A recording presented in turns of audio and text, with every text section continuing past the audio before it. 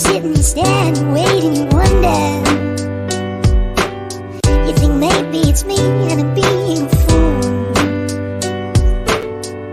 You sit and you stand and wait and you wonder. You think maybe it's me and I'm being a fool.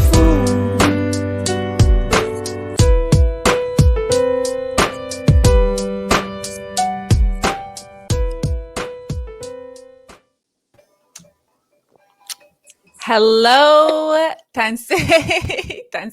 Hello, everybody. How are you? And welcome to Here for the Shift, our very first episode. We are sorry, we're a few minutes later than we said we would be. So next time when we make a post, we will make sure we put ish on there because that's just how we're going to probably roll. We had a little bit of technical difficulties. So thank you for being here tonight and showing up and sharing this space with us. We're very excited. My name is Rachel Yayakikoot. I am a proud descendant of the Willow Cree people in Saskatchewan, as well as the Métis people from the Red River area in Manitoba. I am a member of Beardies and Okamus's Cree Nation, but I grew up in the city. So, in the words of Napoleon Dynamite, shout out to the sidewalks for keeping me off of the streets for the most part. But so welcome to Here for the Shift. I'm one of your co-hosts. I'm coming to you live from Treaty 6 territory. And thank you so much for being here today. Awesome, Rachel. Shay. What's up, Shay? Hey, everybody. I love my co-host. I'm so honored to be a part of this podcast with a beautiful group of women. I feel so empowered when I hop on, even just a regular conversation chat with them. We're here to share good things and to open space for everybody to share good things also. I'm coming from Lac La Ronge, Saskatchewan. I'm here in the bush, Woodland Cree, and Treaty 6 territory. It is what it is. I'm 22. I have 2 children, 2 daughters, and I work as an Indigenous birth worker as well as a pathfinder. I am an advocate for community wellness and young people. Am I echoing? No, sorry. I'm going to mute myself.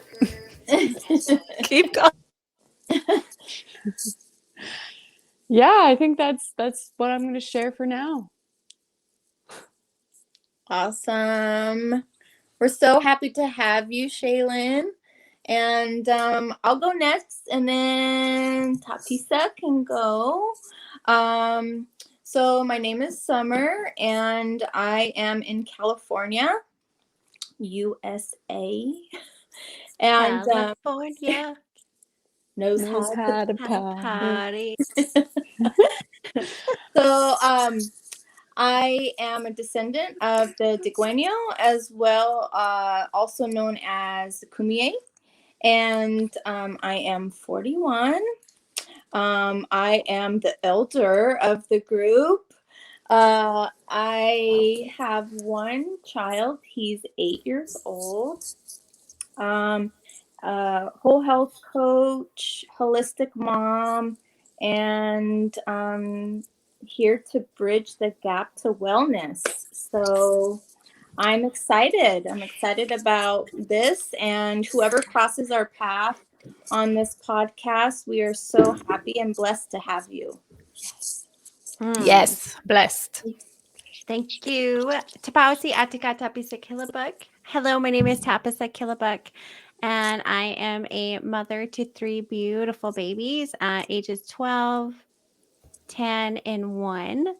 I'm here in Monkinsis in Treaty 7 territory. I'm an Inuk woman from Nunavut, but I have been urban for most of my life. I'm so thankful and so grateful to be here with all of you. I'm so excited to have these beautiful conversations, and I'm just here for the shift, man. Yeah. Cheers. Cheers. Yes. Cheers. I should have made tea.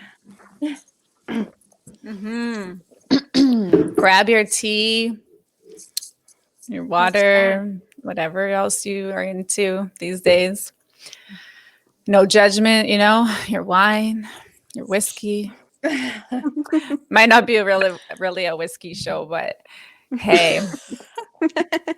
So today, thank you so much for introducing yourselves, ladies.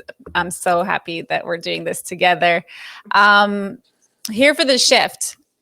This is a podcast about healing, shifting narratives, and expanding love. That is the grand focus of this entire thing that we've put together in this space. So thank you for joining us. Anything that is shared here and you're showing up, you're here. I can hear something ringing. That's my child's machine. I apologize. So if you're here, whatever it is that you might resonate with from what's being said, what's being shared in this space, then that is something that you are meant to hear at this time, right? Yeah. Today, next week, 2 weeks, 3 weeks down the road, whatever, whenever that may be.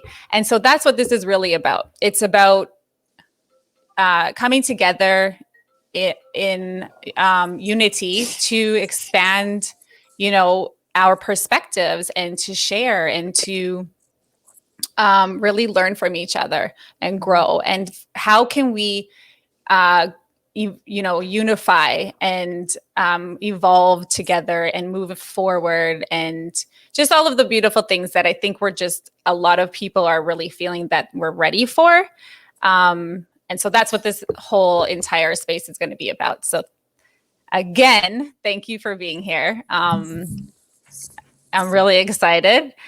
And other than that, I think, happy International Women's Day to all the badass women out there, always holding it down. I know so many beautiful, amazing women, and grateful to have them part of my life and my journey. And I get to sit here with these three.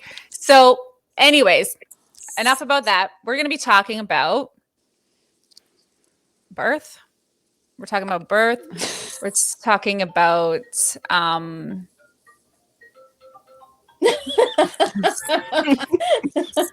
Someone needs to hang up that phone. I'm going to hang it up. And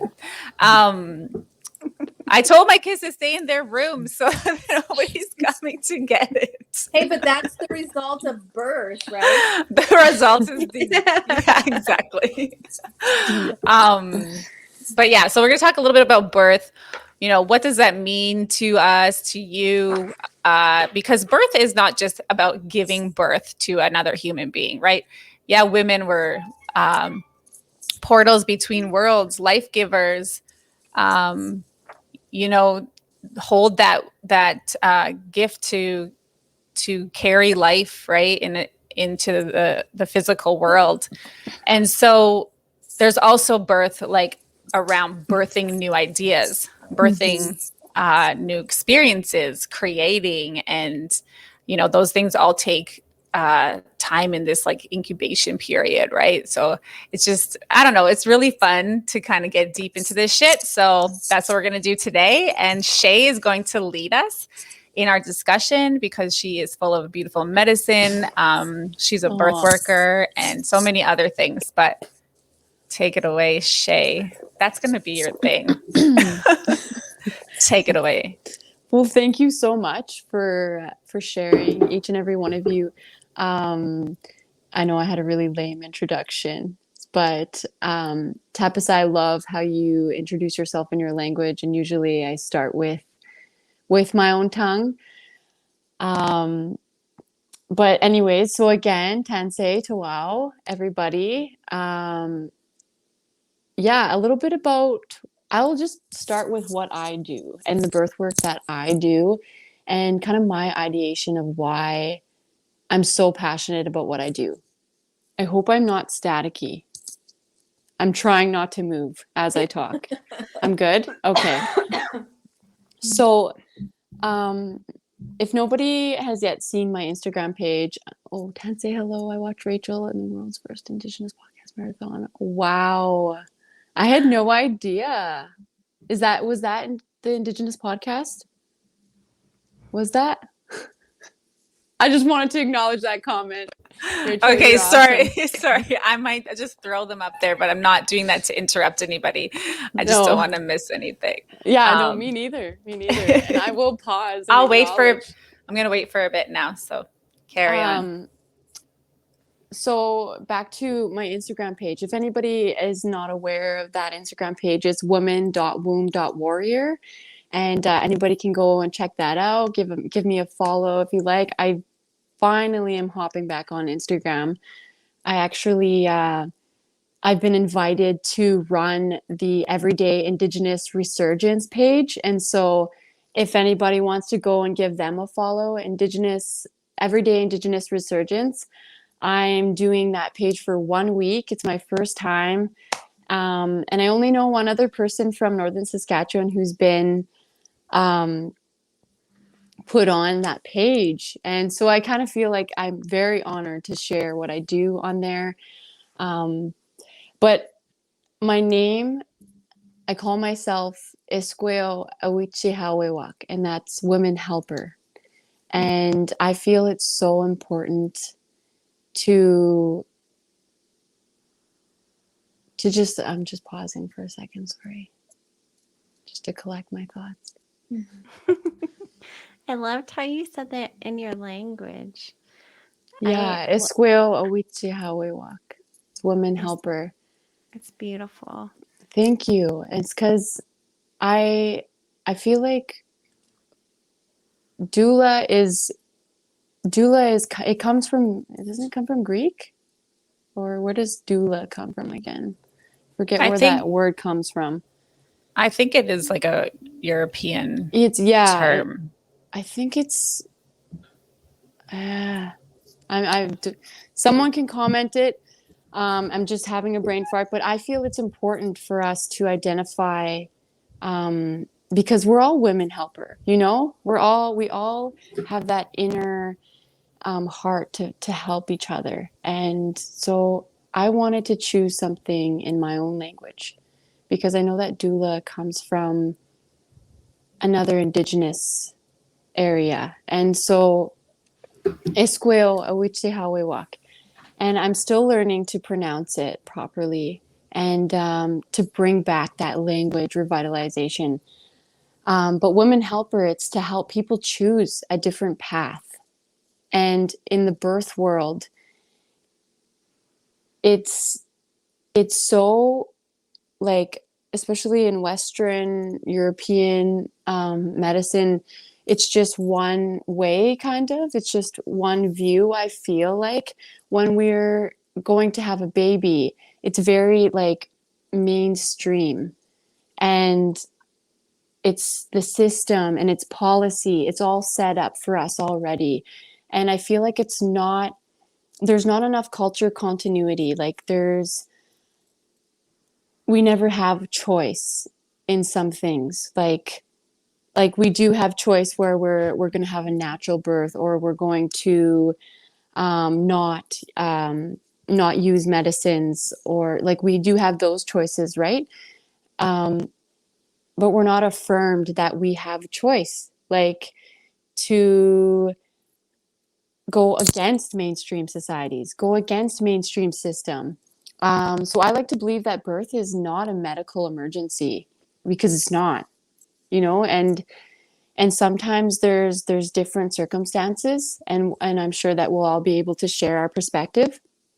But I don't like to scare the crap out of women, like, and say this is how it's going to be, because this could happen. And, it's just, we can give birth with comfort, we can give birth with comfort, but we have to be open to that awareness.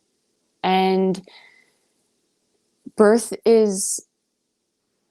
have to be open to the pleasure that birth is. Birth is a very sexual experience for the woman, the person giving birth. And when I say that it's a sexual experience, it takes this same amount of, like, our body is working the same as it would an orgasm. Do you know what I mean? But it's just the most excruciating orgasm you've ever had in your whole life. But birth is, there is pleasure, and pleasure can override pain. And that's what I like to comfort my women when I'm working with them. And just to acknowledge that everybody can give birth in their own way, right? And to lay down that choice. We can go this way, or you choose. You know, these are your options. We can have a doctor in a hospital, or you can have a midwife in your own home. You know, just that's an example. But preparing ourselves physically and mentally and emotionally and spiritually, that is the most important thing in preparing ourselves through the birth experience, and through pregnancy in general, right? And take it from the seven sacred fires, like from conception all the way to death. You know, that's a really important teaching, and we could talk about that some other time. But preparing ourselves physically is important, but birth is such a mental game. Like, if you're not prepared mentally, like, the shit can hit the fan real quick. And I think we can all speak from experience. Like, if it's all about mindset in life every day when we wake up, right? But when you're going to deliver a baby, if you're doubting yourself, what's going to happen, right? And so that is why having a woman helper by your side, someone who has, like, put themselves in that birth world to learn and to be passionate, to allow those women to be vulnerable, to protect them, to make them feel safe. Like, that is what I love doing, and that's why I do the work that I do.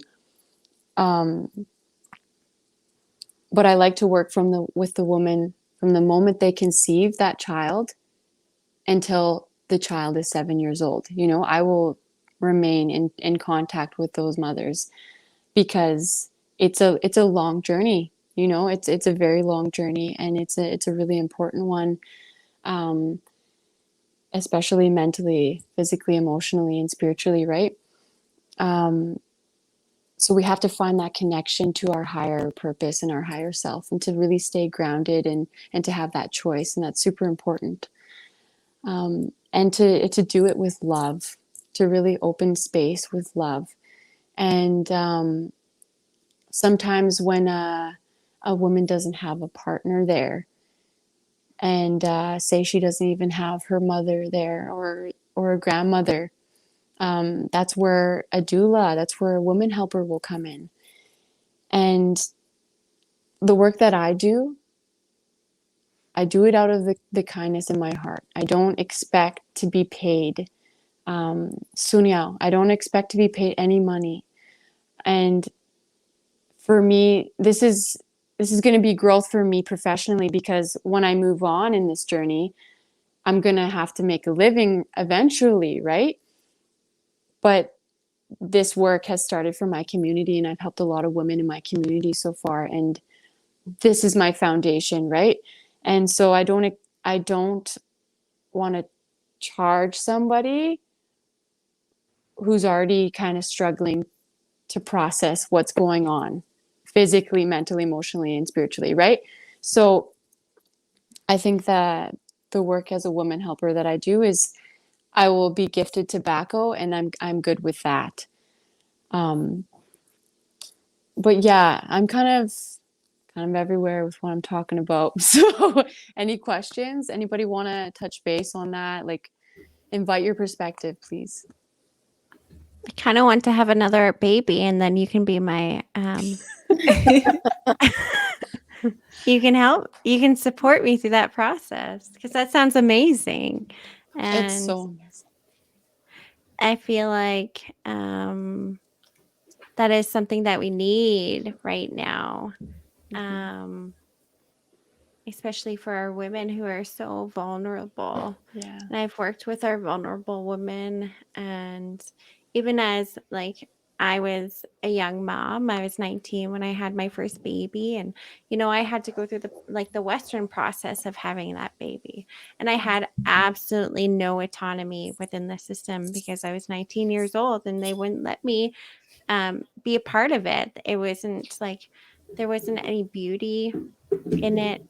There was that connection. I knew, like, once my daughter Hannah was like laying on my chest, and I just started crying because we made it. Her and I shared a body for so long, and we had 2 heartbeats, and it was beautiful. And she was my angel. She was my angel baby. She saved my life. So it was different then, but from when I had Ezra, he's my youngest baby. Like, I brought spirituality into it without even without saying it. It was just like a part of me. It was like I embodied it in every day and every moment of my pregnancy. Every time I ate, I was just like, yes, I'm feeding my baby and he's going to be big and strong. And even with like preparation, like I knew that I could have children because I've done it twice before, but I like read affirmations to myself before having Ezra, and like really remembering that breath work. And I started meditation, and like I through my contractions, and you guys know what contractions feel like. I just breathe my way through all of it. And my nurse was so impressed with me. She's like, nope, like I have never seen anyone do this before. And I was just like, like, give me my baby. Yeah. So yeah. I'm so proud of you. Thank you so much for sharing that. Yeah. That's awesome. Thank you, What's Taffy. Colin asks, I'm so curious about how women can prepare themselves spiritually for birth. I imagine that the birth process may create an out-of-body experience for some women.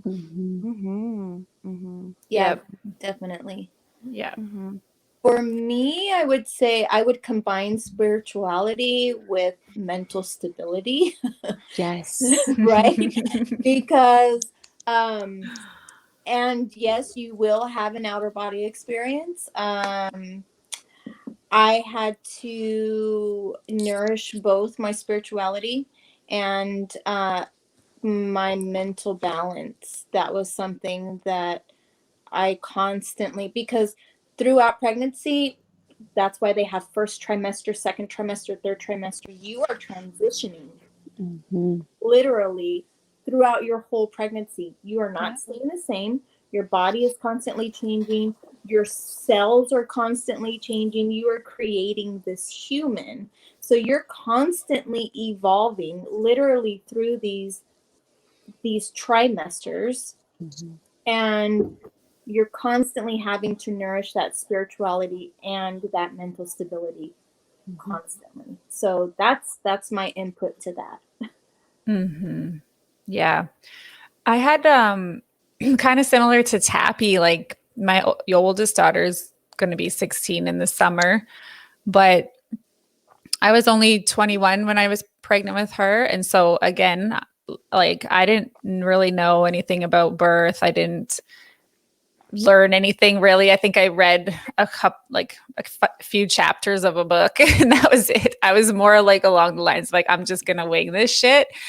I didn't go to any classes and learn about breathing and anything like that. I really just kind of wung it. And I was also fortunate enough to be pregnant at the same time as one of my good friends. And she already had a little baby. So I just kind of like copied her in ways, like learned a lot from her. I'll just do it like this, because it worked for her. So, but I had a partner that was there during the birth, but I didn't really know like what I wanted, right? I got an epidural. I just kind of like went with it. And, had my baby. But then I had a second pregnancy that and lost that pregnancy a few years later, and that was a pretty traumatic experience because it was something called a missed miscarriage. And so what happened was I miscarried after a certain amount of weeks, around 2 months, and then my body didn't excrete the pregnancy. So I thought I was actually 16 weeks pregnant because my body was still acting like it was pregnant. And so our bodies are so amazing, right? Like, yes, they know when something is ready to go, when something, is leaving us and shedding. And like you said, everything is always constantly transitioning. But after that experience, I was like, no way, man, I'm not having any more kids. Like, it just took me out in a lot of ways, mentally, emotionally, spiritually, physically, and I didn't trust my body. And, fast forward 5 years after that, I was like, okay, I'm going to do this. I'm going to face this fear because I do want to have another child. And so that's when I took a lot of conscious, action around the kind of birth that I wanted, and how I went through my pregnancy. So I was very conscious of what I ate, and I, shut things down that I didn't feel like were good to me. I paid attention to things that I was listening to. It's all about everything you hear, what you feel, especially the emotions of the mom, because your baby's feeling that all the time. Right. So that was something that was very important to me, to make sure that I was happy and I was healthy around people that felt good to me, that were supportive. And I wasn't able to get a midwife because they were all booked up. There was only a few in the city at the time. And I was really sad about that because I didn't want to have my baby in the hospital. But so I did other things that I felt like aligned with the kind of birth that I wanted. I had what I called at the time a doula, and she was this woman that I worked with at a school, and when I was teaching, and she was kind of like a mom to me. I adopted her as a mom, right? And she was there while I gave birth to my baby, holding my hand, guiding me through it. I also had my body talk practitioner. So I do a lot of like body talk, energy work like that. And I wanted to make sure the energy was just, really like loving and flowing. And she was there with me at the same time, working with my energy, with my baby's energy, spirit. We were just like in this other realm while I was having my baby in the hospital that I did not want to be in. But we can create things in ways that we want. They don't have to always necessarily be a certain way. And I listened to Mariah Carey. I listened to music I was rolling on a ball. I ate popsicles. I did what I wanted. I wore a nightgown from Walmart. I bought like one of those old granny nightgowns. My favorite. Yeah, because I'm like, I'm not wearing those ugly fucking hospital gowns. Like, there's no way I'm bringing my baby into the world with that ugly ass thing on. And so I like bought this green nightgown, and I wore that, and I just felt like really good. I felt, happy, and I had a natural birth and no drugs. I felt every fucking thing. Yeah. My baby was 9 pounds, 9 ounces. And, right around the 10 centimeter mark, I was like, get me the drugs. I was like, cut me open. Yeah. So, but, there are like certain things in place, but it doesn't mean that we have to be limited by them completely. Exactly. Yeah, I think it's just becoming aware of what your options are, and Yes. and understanding that you like empowering yourself, and understanding that you are the one in control, And I think if you face that situation in that way, your outcome will be so different, you know? So yeah, it's just, understanding your options and empowering yourself. I think that's so important.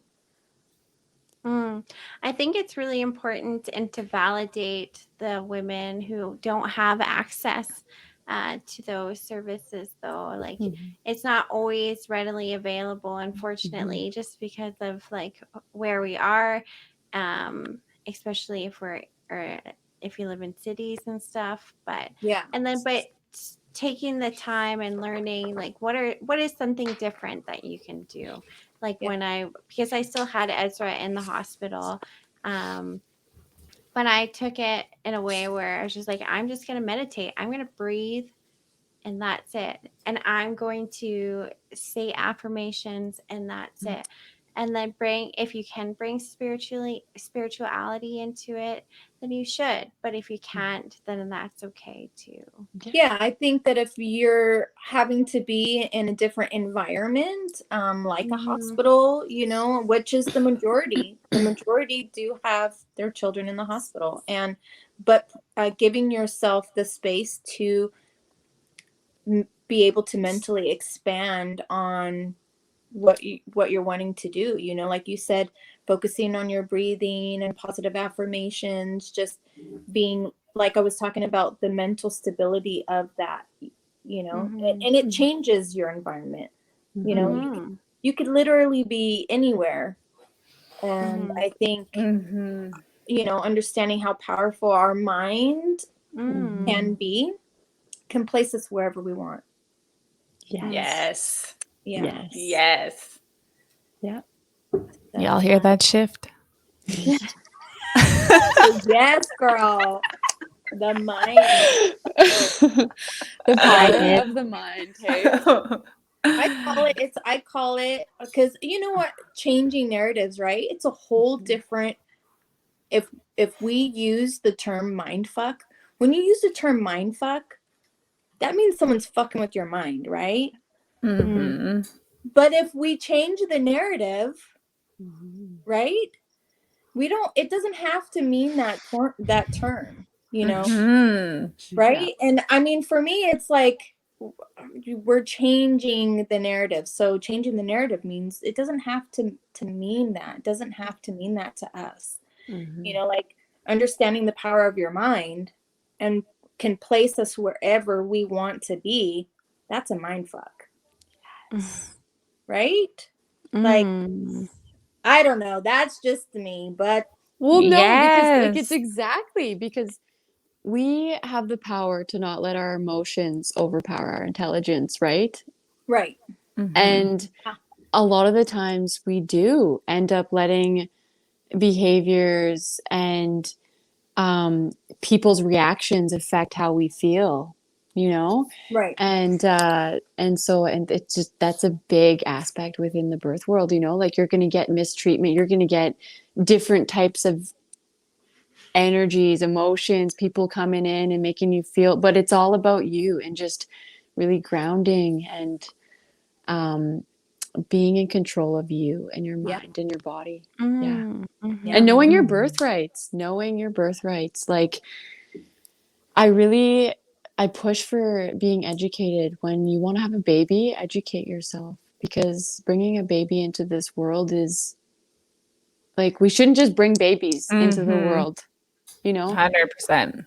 And a lot of people are having babies. Unplanned pregnancies are a big thing here in my community where I'm from. And so I really try to, we're always in intervention, man. Like, I want to say prevent, but like, I don't want to stop someone from making that choice, right?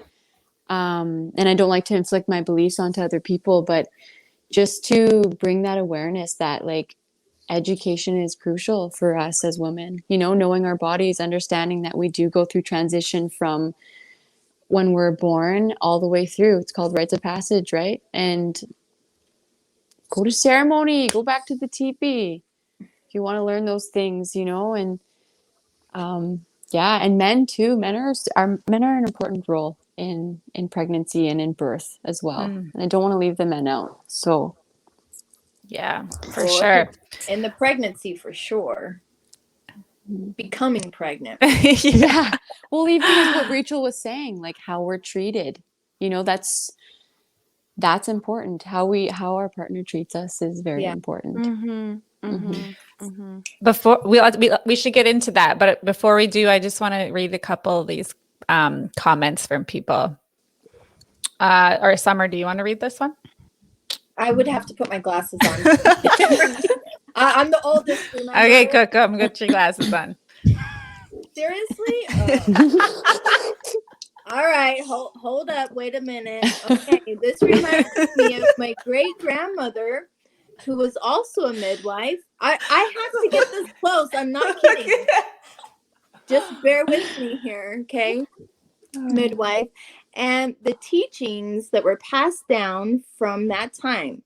Although I didn't pick up many of those direct teachings, I can picture her through your words. Very inspiring. Thank you. Aw, Thank you that so is much. beautiful. Yeah. Love you, LA Sunchild. Yeah. And then we have Kathy says, Tansei Shay. Tansei nitotamak. Hello, my friend. Tappy saying you got 2 baby girls. Yeah, I have a 5-year-old and a 1-year-old. And I had my first baby when I was in grade 11. And I went 4 directions of healing until I had my second baby. Love it. Yeah. I love it. I think I want to just comment back to LA Sunchild and what she said about her grandmother, because like ever since I was a little girl, I wanted to help women, like assist deliveries. I always wanted to deliver a baby. And I feel like I was born into this world to do this work. And I'm still learning how to express, but I think it's important that we understand that we all have that within us, you know, that higher purpose. And the purpose to, like, I've just driven my purpose forward. I've taken those steps to really educate and to do the work that I wanted to, that I said I would when I was that little girl. And I come from midwifery as well. Like my great grandmothers were midwives. Stanley Mission, you know, Little Red, and further out like Canoe Lake. And so we all have that inner woman helper instinct. But I've built that trusted foundation in my community with the women and the young people and the families and creator, and all like the work that I do is through prayer. Like I pray so hard when when I'm going to go work with a woman. And it's like this it's a shift. It's like an energy shift. Like I could be dealing with so much in my life, but when I'm going to go and deliver, like help assist a delivery, it's like birth worker mode. It's unreal, like just the energy that shifts. But I just wanted to like say that like our ancestors, they've passed these gifts on to us, and to me it's just to listen and to be present in those teachings. So when opportunity is granted, just listen and then keep teaching yourself, keep learning, and keep healing, and keep loving you, healing that inner child, and carry yourself well in as a mother, if you are a mother, and to work closely with your children and the mothers within your community. So yeah, I just wanted to share that a little bit about that. Thank you. Thank you, Shay. Because we're the core of a community, man. We are the fire. Right?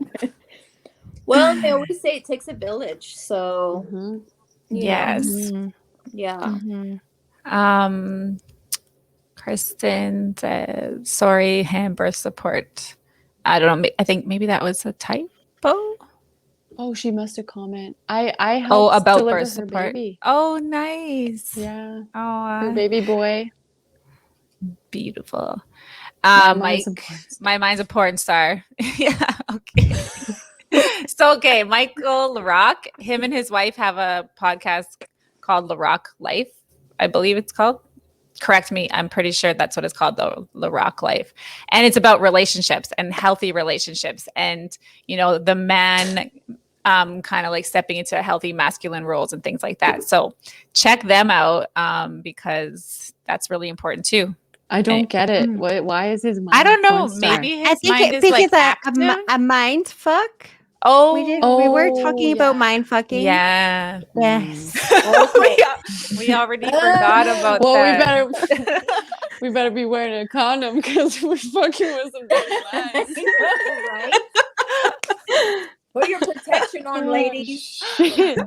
Hey, I haven't got my tubes tied yet. That's some dirty. You gotta be careful. I'm supposed to get my tubes tied in a couple weeks, so I gotta be careful. Oh, shit. Okay. Well, maybe just one more though, real quick. You want me to? Okay, since I got my glasses on. So Kathy. No, I'm saying have one more baby real quick before you do that. No. Yeah, but go ahead. Go ahead, read it, Grandma. 41 and I can barely read. You want me to have a kid at 41 and I can barely read this shit? Okay. My mother was born. Is that On trap line. On a trap line. Oh. Do you know what trap lines are down south? I don't think so. I almost said trampoline, but I know that's not right.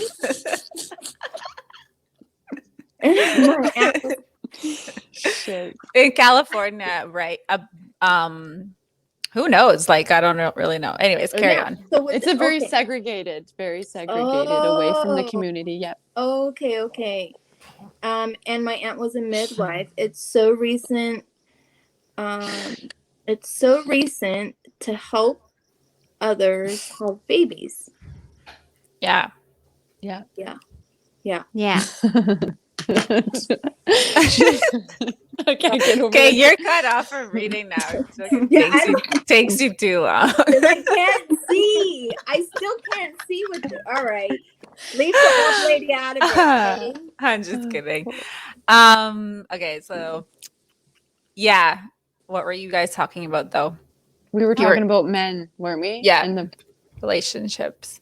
So Mike, amazing listening to all you strong, powerful women. yes, the both of the mind fucks. Okay. Yeah.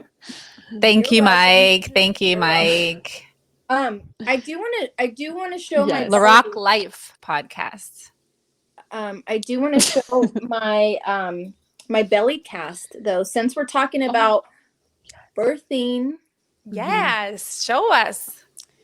Okay, Woo. are you guys ready for this? So my son, I think, was a little bit over 40 weeks. I'm barely 5 foot. He was almost 10 pounds. My This was an 8-month cast, so I still went 4 more weeks after this. Oh. Oh my gosh. Beautiful. You see that thingy right there? Yeah. I love it. I'm gonna get you the Why whole did you? side boob. Oh Okay. my gosh.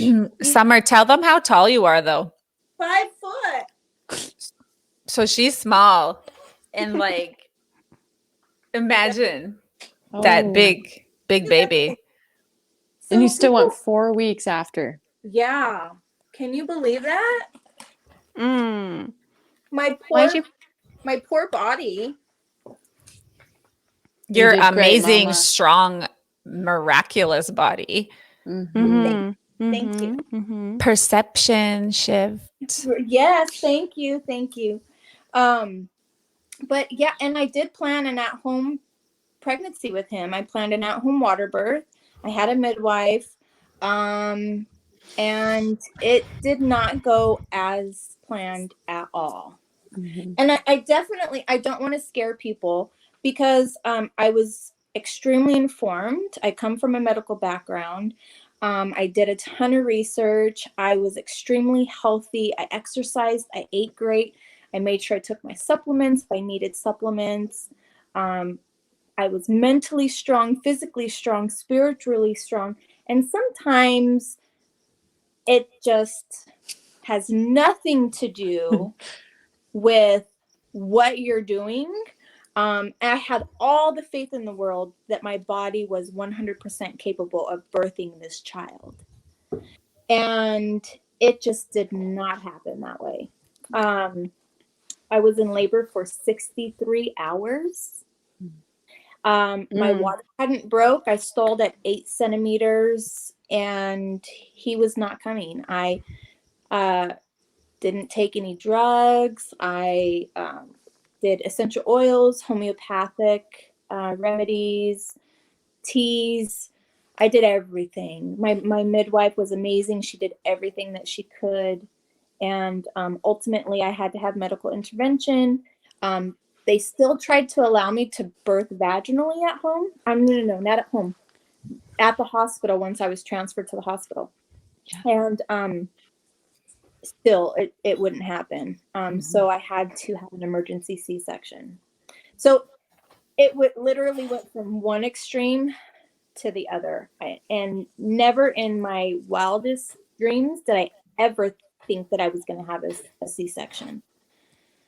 So you can plan as much as you want, but it's always a good reminder to expect things that the unexpected. The unexpected, exactly.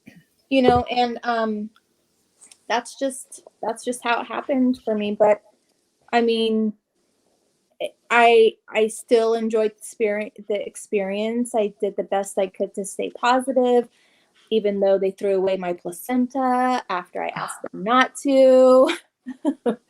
I was devastated. But you know what? It is what it is. And like I said, I still tried to enjoy the experience. I still brought my son home. I signed out AMA, which is against medical advice, because I'm freaking badass. And because I'm a Leo and I just don't like people telling me what to do. But it's true. I had a C-section. I had to have surgery. I had my son. I did everything that they asked me to do before that they would allow me to leave. And less than 24 hours after having a C-section, I was out. So, wow. And I feel like that's me still taking control, understanding your rights as a patient, understanding, empowering yourself, understanding the process, and taking control. So yeah. Good for you. I'm so proud of you. Yeah. But that's, I like that you expose the expect the unexpected, because when I work with the women that I work with, I don't like to call it a birth plan. Like when we prepare the women, I call it a birth preference, because I'm like, what are your preferences? Exactly. You know, what do you prefer? Because it's not going to go as planned, honey, but I'm still going to be there to play your damn music, beat my drum, like sing your baby into the world with you. And I'm going to like squeeze your hips, rub you down with a cold cloth, whatever she prefers. But medically, like, expect the unexpected, right? Yeah. And I think that understanding really changes your perspective, And, I just did not think it was going to be literally that extreme, but I think having a certain amount of you girls are funny. Okay, we're hilarious. Thank you for reading that for me. But I think that just mentally preparing for anything to happen, and I think allowing myself to have a certain amount of acceptance is what didn't make that process totally horrendous for me.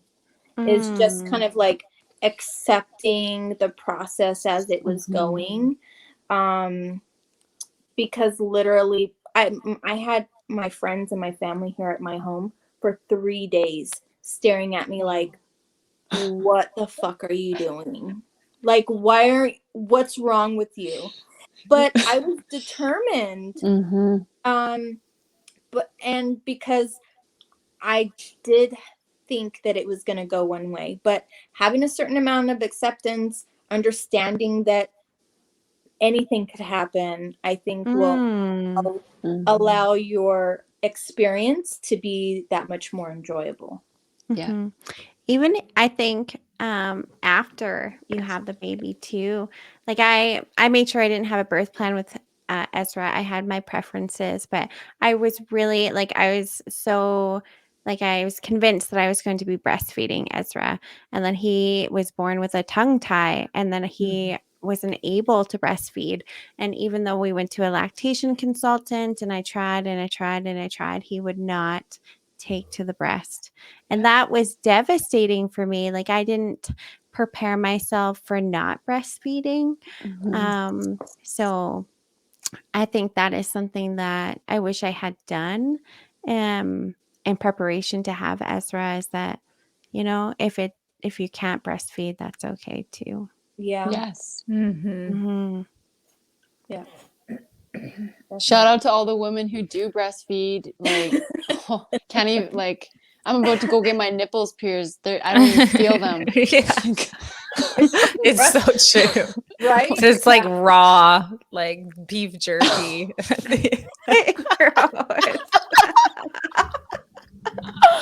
Oh. For real. It's like,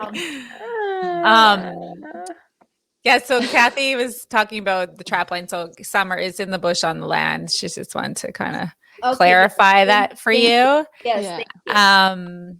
Family helped with births traditionally. Yeah. Yeah. Like my father was born in Japan, and he was born in his family's home with his aunts. And so his birthday is actually March 1st, but his birth certificate says 2nd because they didn't take him to the hospital until the next day. But that's tradition. I mean, traditionally, that's how it would happen in Japan, especially in Hokkaido, where it's massive, massive snow. They didn't have the means to just go to the hospital. When the mother was in labor, they had planned out home births. Yeah. The good old days. Good old days. Kathy says, haha, born on a trampoline.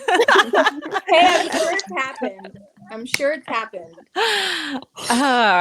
Or is people getting pregnant on a trampoline? Sure. Melissa Mann says, I love that, Summer, that your belly thing that you made.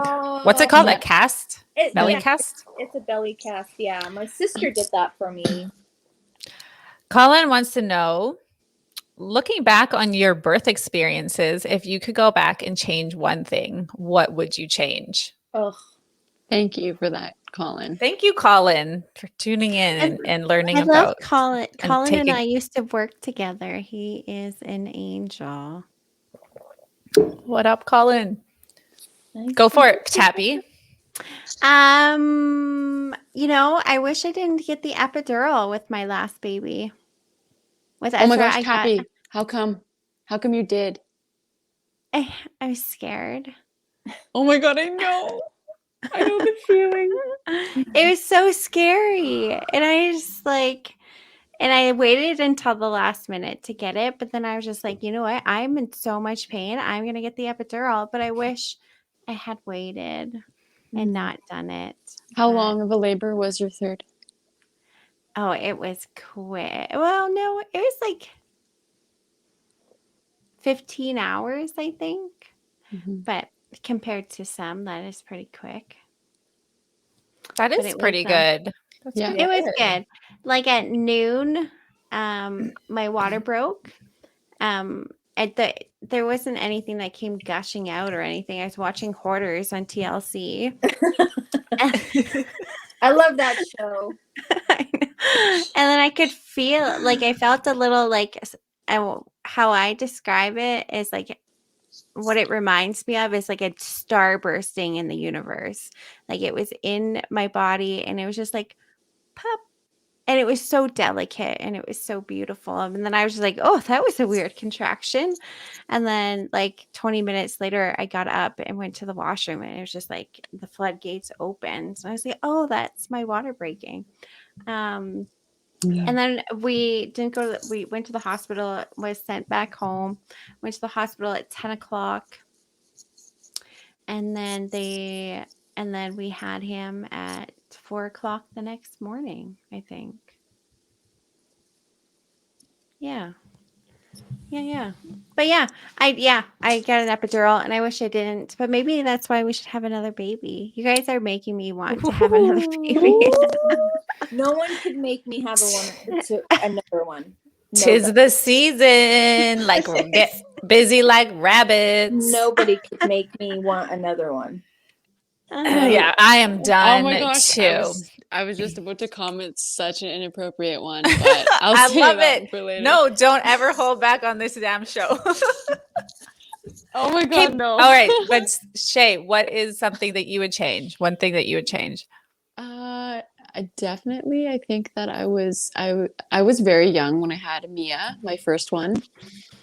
But I think I would change not like just my experience with my second. I would change not birthing on my back, like, and especially how they made me do it. It was very like, I felt like forced with the process. Like it was very like, okay, now lay down on your back, and then them not even knowing that you can break your tailbone because of the pressure, and just like your sacrum, how sacred your sacrum is. I really like, I'm gonna do a post on that one, but your sacrum is so sacred, and the fact that there's like, you should have at least 2 fists space on underneath your ass cheeks if you're pushing on your back. Just saying, put some towels, make some space for that, for your tailbone to move, up and down. Yeah. Otherwise you're going to have deadly ass back problems when you're older, which I do. And, especially with pregnancies come forward, it's just like such an immense pain. But, I think just being more educated on different positions. So check out the different positions you can be in. I went on my hands and knees with my second. I was on my partner's shoulders like this, and I was on my knees, and baby came out with gravity, and that was the best experience ever, especially for my partner to be like, I am holding her, like it's so empowering for him. But I think with my second, don't drink 3 tablespoons of flaxseed before you go in labor. I didn't want to get hemorrhoids again, but I shit like everywhere. Yeah. I was like contemplating if I didn't want to share that part about my birth story, but thank you for paving the way. Always, Shay. I was gonna say, don't eat itchy band noodles before you go into you're going into delivery. What goes in, Basically, what they're comes out. saying that you will shit yourself right? Yeah. Well, they say not to eat, right? Like you're not supposed to eat lots of food. I'm like, fuck that. I'm gonna eat what I want to eat. Well, I didn't eat for 3 days. No wonder I was freaking mad. You should have. No wonder You should have ate. You probably would have shit your baby out. What? Everything that goes in must come out. Just saying, everything that goes in. Oh, that's funny. Seriously. I had 7 people in the room smelling my shit. Oh God. These are the realities, people. The realities of women bringing life into this world, into this life experience. We just scared everyone away. No, we're good. I mean, I think we have more. Yeah. You came at the right time. Oh my God, so funny. I love it. Okay. Melanie, hello, Melanie. She always watches our shows. What up? Fist pump.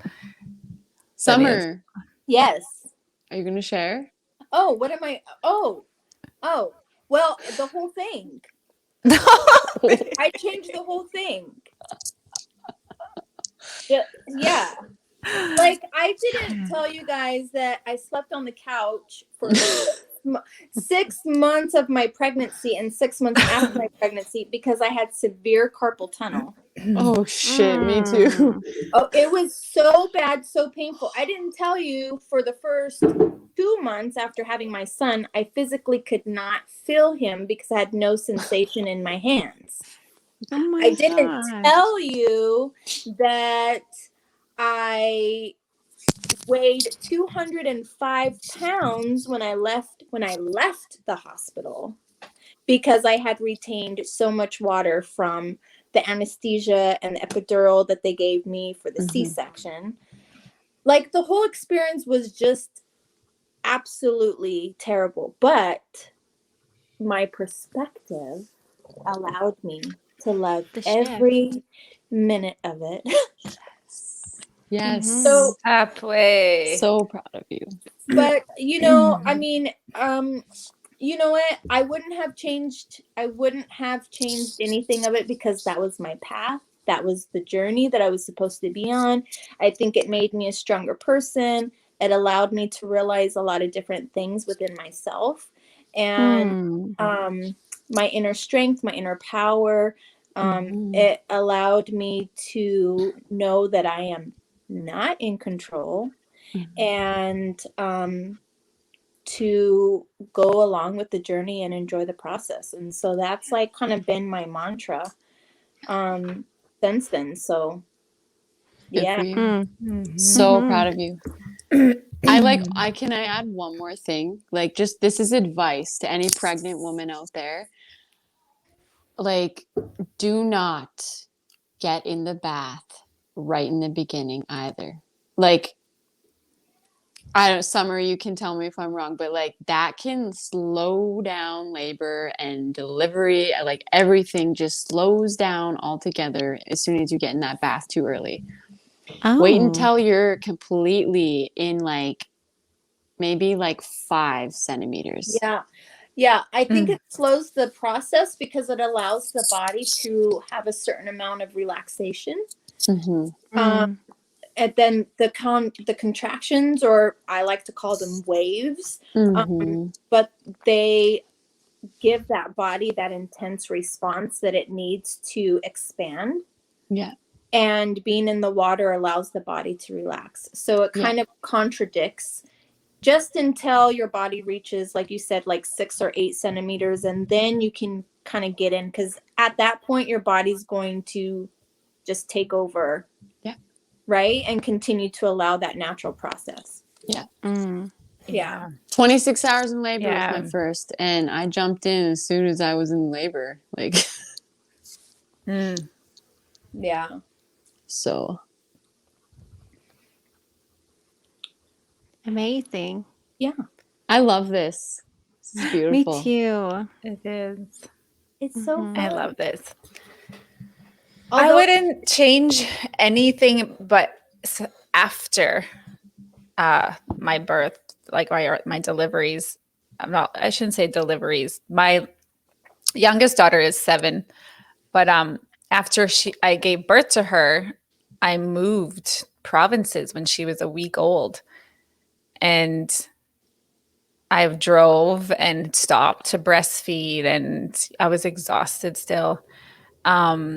And then I moved to a province where I didn't know anybody and I didn't have any support except for my partner at the time. And it wasn't necessarily very healthy in a lot of ways. And so I felt really alone and isolated.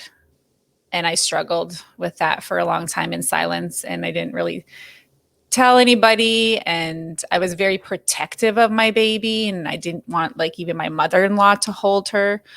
I thought I was like a really bad person for that. And I was, I remember my partner came and like grabbed her from me and just gave her to his mom without asking or like saying anything. He just like took her out of my arms. And I remember feeling like really protective, like I needed to like fight him. But I was just like, I had my hormones and I think I was just like had baby blues and I was missing my family and friends and it was just a lot. And so I think that postpartum support that a lot of people don't have, and a lot of the times maybe our partners aren't cognitive in that way to really show up for us in just like little ways, like, you know, running the fucking bath or something, or like, you know, making food and just little things like that. And so I think that's something that I would do different. I wouldn't leave everybody that was going to support me. Yeah, that's important. Yeah. Yeah. It's a community. Well, was there any good that came out of that process, Rachel? Oh, of course. I mean, that's same with like what Summer said. That would be something that I could maybe kind of wish I had a little bit more support with, but I wouldn't, I don't regret it. I don't take it as like, oh, my poor me, like that was so hard. It was like, that was an experience that I needed to realize how to ask for support, how to ask for help. Yes. You know, because I was a survivor in a lot of ways, and I was in survival mode a lot. And when people are in survival mode, it's really difficult to ask for help. Yeah. Because you're like, no, I got to do this. I'm going to do this so I can like get through this. And what's my next step? And blah, blah, blah, blah, blah. And, you know, you think you have to figure it all out and you're on your own. You got to fucking just go, go, go, go, go. So it was a lot of that. But we always have these experiences in our life. And we can get to this place where we can look at that instead of going in deep into the past, right? And like staying emotionally attached to things. But we can say, that happened for me so that I could realize this and I could realize the power that I had at the time, no matter how shitty that was or how shitty that felt. And I still made it through that. And you know, which means, oh, well, that means what's there to fear? Maybe I can make it through really anything because now I know how to ask for help. I know I'm supported. I know I'm loved. So it's just really like about it's not about what happens, right? What happens, what we experience. It's about what we do with it. I love that. I only ask that just because there's a lot of young people who are watching probably, you know, and that are going through maybe the same thing, you know, have the same feelings. So thank you so much for sharing that. Yes. That's good. Okay, let's throw up some of these beautiful comments from our beautiful viewers. I even think just to like add to what you were saying, Rach, like I suffered with postpartum depression after having Ezra, and there's so much stigma behind mental health. And I was just like, and I didn't say anything. I internalized it, and I was just like really suffering for a couple of months. Then, you know, I reached out for that support. I told Berkeley. I made that appointment with my doctor. I talked to my community members and the people that I needed support from. And then I was open about it because it is just something like that was a part of my process, and that was okay. And like postpartum depression isn't okay. It was really hard, but it was okay to have it. And I was okay to be vulnerable in those moments to overcome it. And it allowed me to like heal from so many different things from my traumatic life because I've only been healthy for like 4 years in my wellness, and it really shifted my narrative. So if you're a person who just had a baby and you have postpartum depression, you should reach out to your people because they care about you. Definitely. Yeah. Mhm. Oh, I just got the chills. That was Yes. good. That was so nice. And did you feel like you felt like some type of liberation after being able to just ask for some help and support and just even like vocalize and be real with how you're feeling? Yeah. I was just I was laying in bed. I hadn't like I well, it was like one day and I looked around my house and even though I just had a baby, but like my house was so messy and usually I would just like clean up after everyone and I Mhm. have tremendous support at home with two bigger kids and an awesome partner, but like there are things that I was missing like on my own and then I just like looked. It was just like the veil like it was out of my eyes for a moment. I could see that there was something wrong. And then I started looking, like I looked on Mayo Clinic online. I was just like, like ticked off a lot of the boxes that they had. And then Berkeley and I were laying in bed and I was just like, just started crying. And I was like, I think I have postpartum depression. And that was like, it was really hard for me to admit, but I'm so happy that I did because I got the support that I needed Yeah. and to say it out loud it was liberating because I knew that I wasn't alone anymore. So I really I am very very fortunate that I didn't lose that connection with Ezra. I could feel it some days and then I would be like that's that's not me that's not me that's not me that's not me. Yeah. So Yeah. I'm just Mhm. yeah. I feel like those experiences like birth, giving birth, maybe the postpartum part, how that feels for people, for some, I don't know, for I can only speak for myself, but it was like a big part of my awakening. Um, and I don't know if that's true for other people, but this like part of you awakens Mhm. when you move through like such dark um moments, right? Mhm. And Mhm. I felt like that was like the beginning of another part of my awakening where it was like more gradual and not so hard hitting. But then, then there was one that was like really hard hitting. So it's like Yeah. these things, when we feel like depressed or like anxious or sad and things like that, we think that there's something wrong with us, like, or what's wrong with me? And like, why do I feel this way? But there's not always going to be a reason. And Mhm. I think when we start to just learn to accept that we feel that way, in the moment, and instead of like judging it and giving it something to, attach to and creating like a story around it, right? Mhm. Um, there's a good chance we were told like it's not okay to be depressed. It's not okay to feel anxious all the time. So Mhm. it's the judgment that we give it.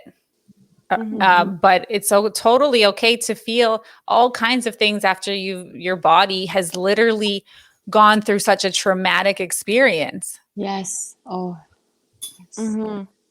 Mhm. That is so important. And like how I said that birth is a very sexual experience for the person. If a woman has been through traumatic experiences in her life in the past, like sexual abuse, if she's been raped, anything like that, PTSD will strike you during your birth experience, right? Mhm.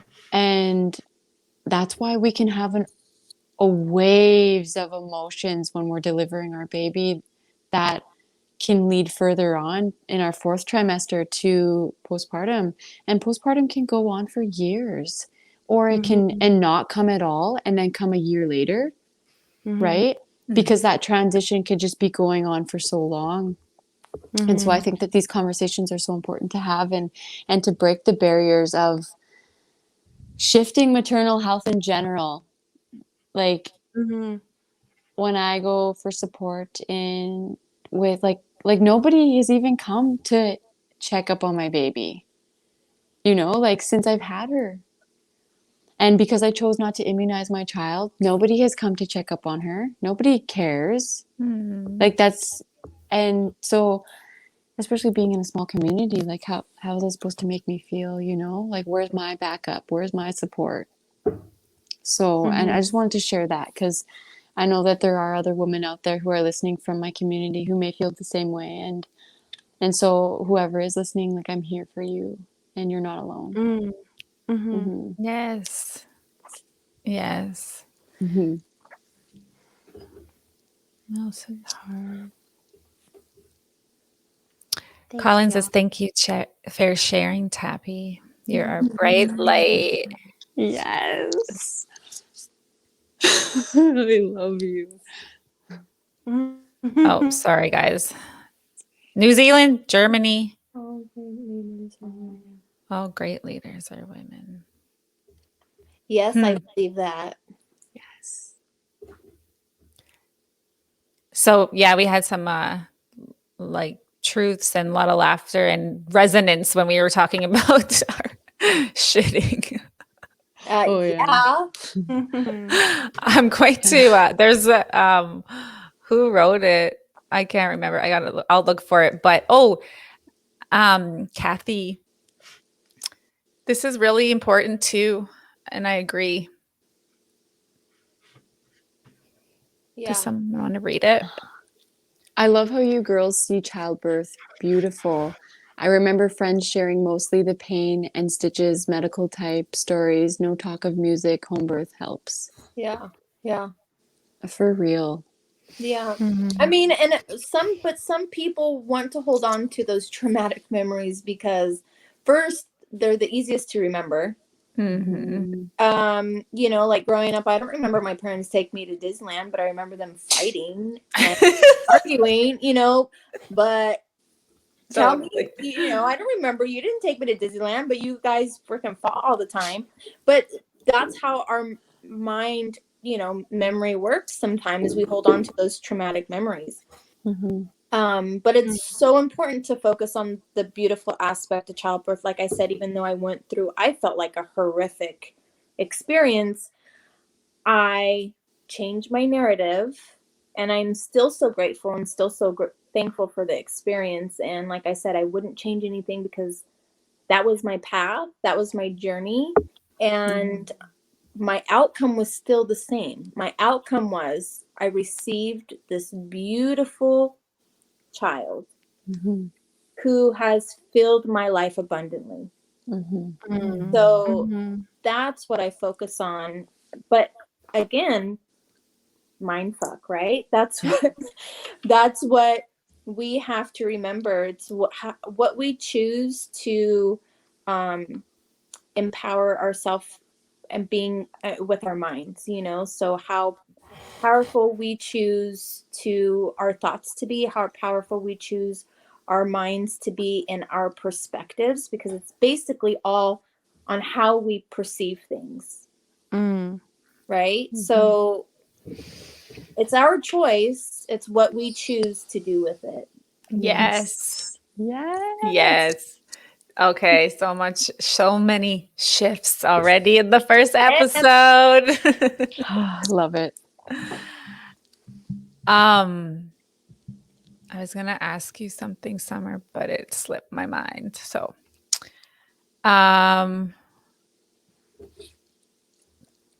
Thank you for sharing. Oh, Thank you for sharing shit and all. oh dang, firstborn had her on my back, have back problems, sciatica. yeah, So Mhm. yeah. I didn't. Does that actually? What happens is it compresses the sacrum, right? And it doesn't allow the pelvic to expand. So if Yes. you have, like when they ask you, when you go get a pap smear, they usually tell you to hang your ass off of the table. Mhm. And it's because it allows your pelvic to relax and drop. Mm-hmm. But it should be the same concept in having a child. It doesn't make any sense. So if the baby's trying to go through the birth canal, but the sacrum is supposed to expand along with the pelvic, but you have the pressure of your body here on the bottom on your pelvic floor. And so you're compressing all of that. And that's what Shaylin was saying, to add that cushion. So you put towels or blankets or something underneath you to allow that pelvic drop Yeah. when the child is coming through the birth canal. They're not on the damn table, so why do they care about, Right. you know? Right. They're just there to catch it. Like, and that's why I'm so fathomed with that. Like, what the fuck? Yeah. Yeah. But Did you guys see? So, my daughter's dad was here over the weekend visiting them, and he showed me this clip or this advertisement for these cameras that women can put on their legs. They have like these contraptions that go around your legs, and the camera is in the middle of it, like a phone camera looking thing, so that they can see their baby coming out oh, okay. while they're giving birth.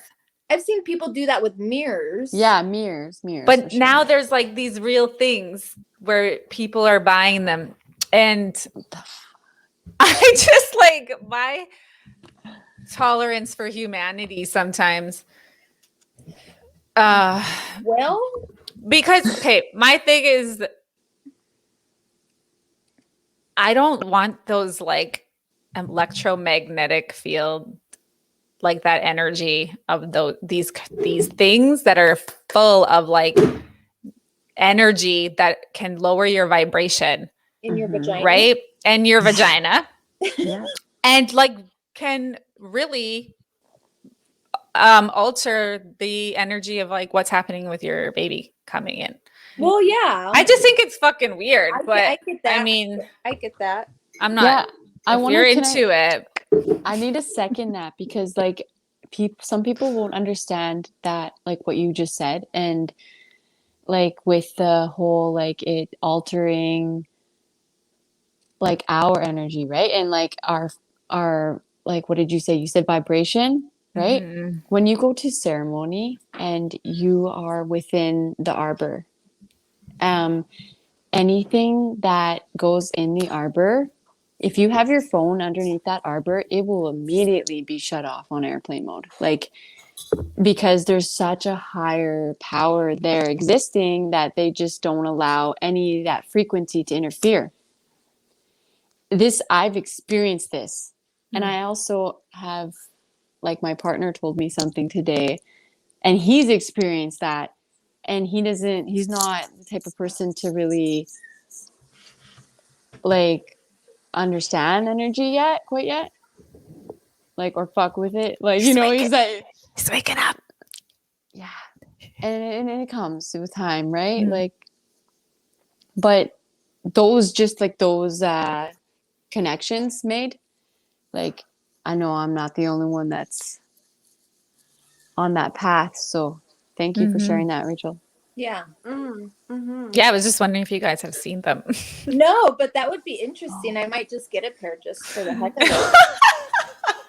You I don't even know if I want to add that to the birth preference sheet. Do Or- a little anatomy. You're just gonna get it, but not actually give birth. You're like Right. just making videos. Well, like, I had my first birth filmed. What's it called? Fans only? Fats. Shoot, I could be making money, girl. Well, drop those donations in the link. Right. Yeah. What did you say, Shay? I had my first birth filmed. Oh, that's awesome. I think that's cool. I think that's a little bit different because you have like some distance to that, right? It's not literally on your body. Right. Yeah, I get you. It's not like- it's not on your energy field. People, you're right. People might not understand like how intense these things are that we carry around all fucking day, but they do affect our energy. So that's why this isn't really talking about birth, but I put my phone on do not disturb and on airplane mode when I go to sleep.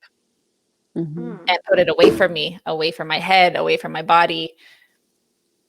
That's it. Well, why do, like, even with like the kids being on video games, like kids get so like anxious and like very like I've had a few of my cousins, my younger boy cousins that like are just really aggressive with their how they behave because of the video games and what they give off, right? Yeah. It's not what they're Mhm. playing. It's not. It has nothing to do with that. Sometimes it's only it's like mace. Oh my god, I can't even talk. Mostly and mainly at the same time. It's the energy. Yeah. Yeah. It's You the Oh, vibration. Like we're gonna get so into Yeah. all of this stuff. Like, it's gonna be exciting. But go ahead, Summer. Just to touch on it, because I know we could talk about this forever, but to help protect against the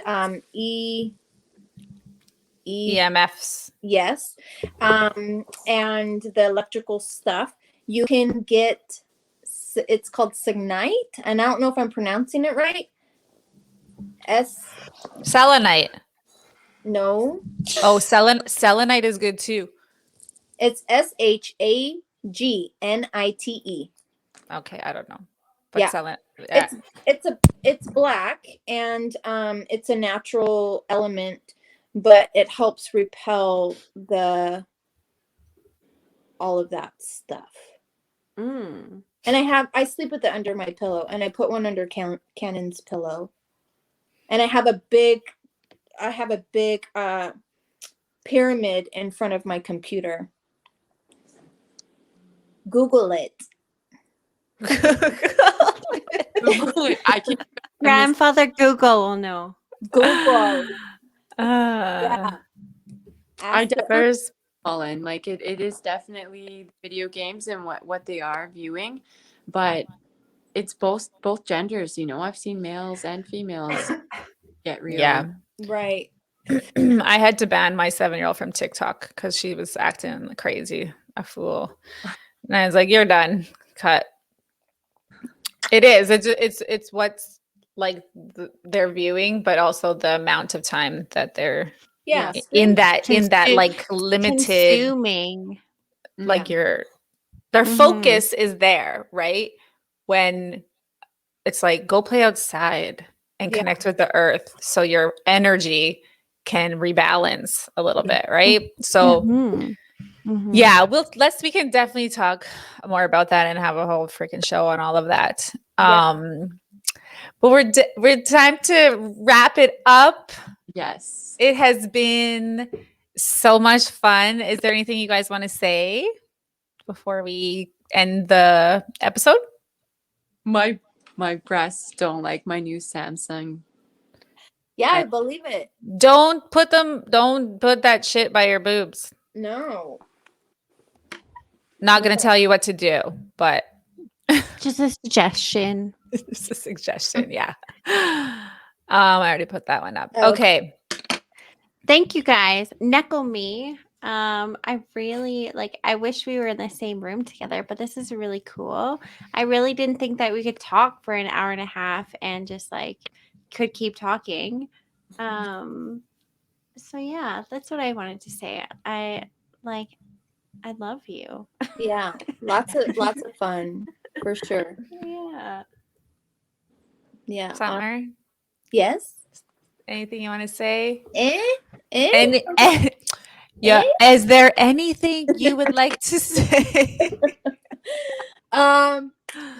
Just that I really like opening this space for everyone to be present and to share and to share this positive energy. And I think it's really good that we talked about perspective and how we can change and shift our narratives, and based on the power of our mind, how we can transform certain situations and still have a beautiful outcome based on our perspective.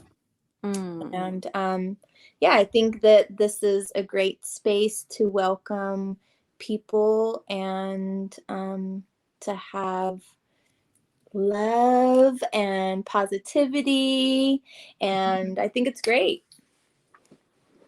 Love it. So thank you. Thank you. Yeah, thank you everyone who joined. Thank you for sharing, ladies.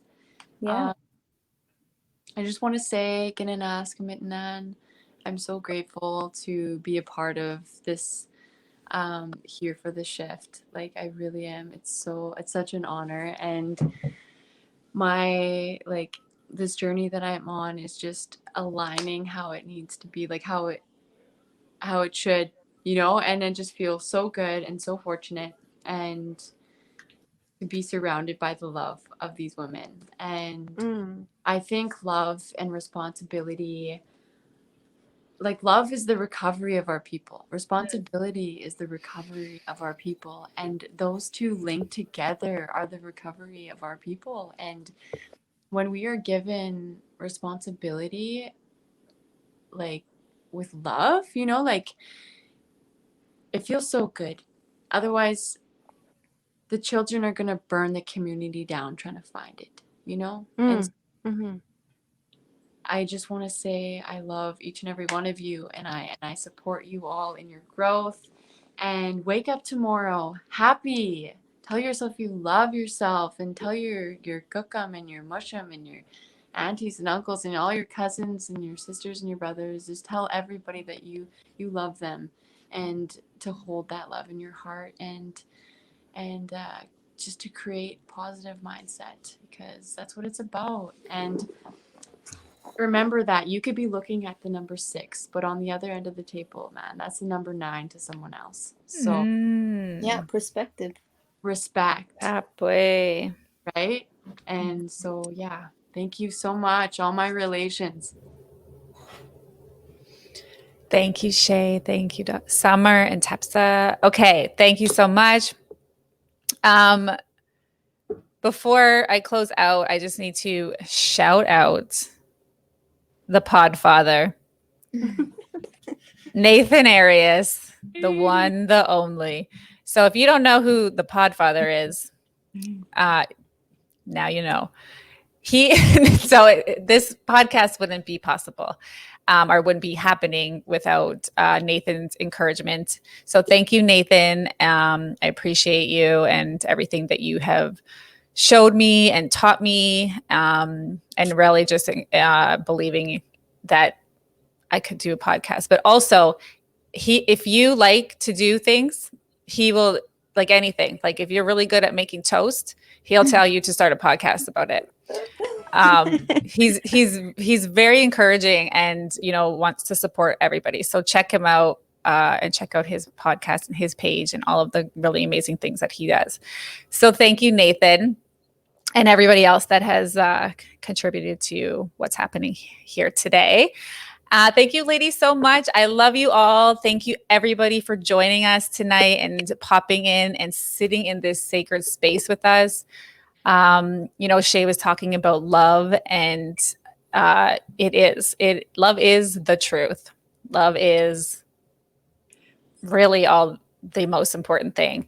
Even when we're struggling, we're going through a hard time, it feels like it's heavy, there's a lot of pain. Beneath all of that, it's still love. So just remember that you don't need to go looking for love. You don't need someone to show them that they love you. You don't need to have somebody, make you feel loved, because you are love.